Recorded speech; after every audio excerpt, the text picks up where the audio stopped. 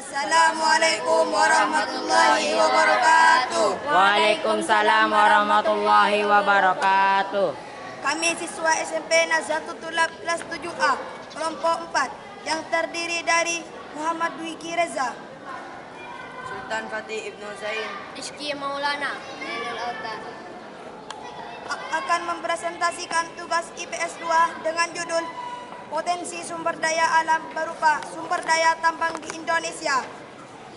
Sumber daya alam merupakan semua bahan yang dapat ditemukan oleh manusia dalam alam dan bisa dimanfaatkan untuk keberlangsungan hidupnya. Bagi manusia, sumber daya alam pada dasarnya adalah hal terpenting yang berupa benda hidup maupun benda mati. Sumber daya alam bisa diartikan sebagai segala sesuatu yang berada di lingkungan alam dan manusia dapat memanfaatkannya untuk memenuhi kebutuhan hidupnya. terhadap beberapa jenis sumber daya alam diantaranya adalah sebagai berikut. A. Sumber daya alam yang dapat diperbaharui adalah sumber daya alam yang tidak akan pernah habis, seperti hewan, tumbuh-tumbuhan, air, sinar matahari, dan udara.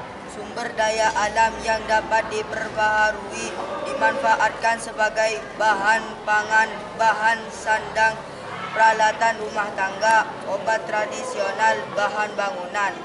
B. Sumber daya alam yang tidak dapat diperbaharui merupakan sumber daya alam yang mempunyai jumlah terbatas. Apabila sudah habis, maka sulit untuk kembali.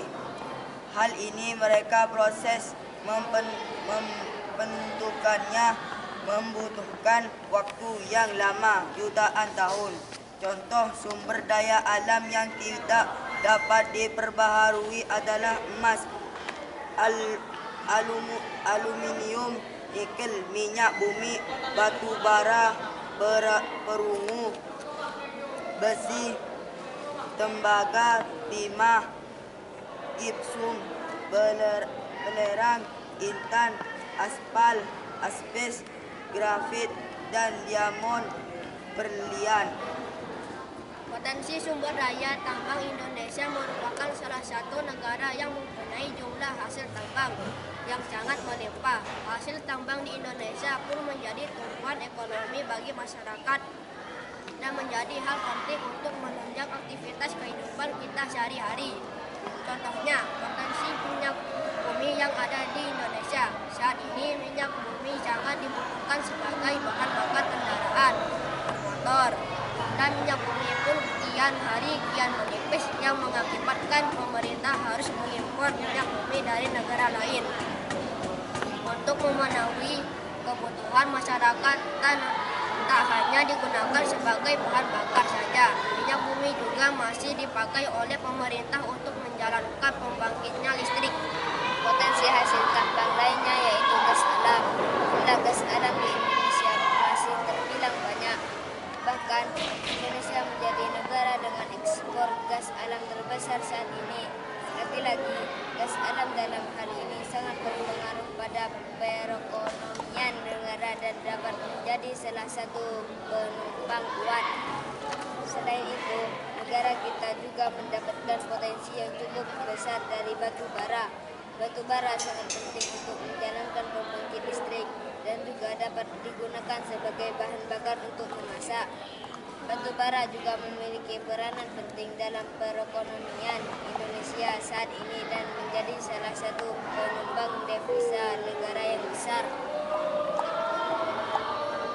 Indonesia merupakan salah satu negara yang punya banyak sumber daya tambang yang berperan besar sebagai pemasukan atau devisa negara. Tak hanya bisa mencukupi kebutuhan dalam negara, hasil sumber daya tambang juga diekspor hingga ke luar negeri. Demikian penjelasan mengenai potensi sumber daya alam berupa sumber daya tambang di Indonesia yang perlu dipahami. Dengan penjelasan singkat di atas, kita jadi lebih memahami bagaimana pengaruh potensi sumber daya alam berupa sumber daya tambang negara Indonesia terhadap kondisi alam dan juga perekonomiannya.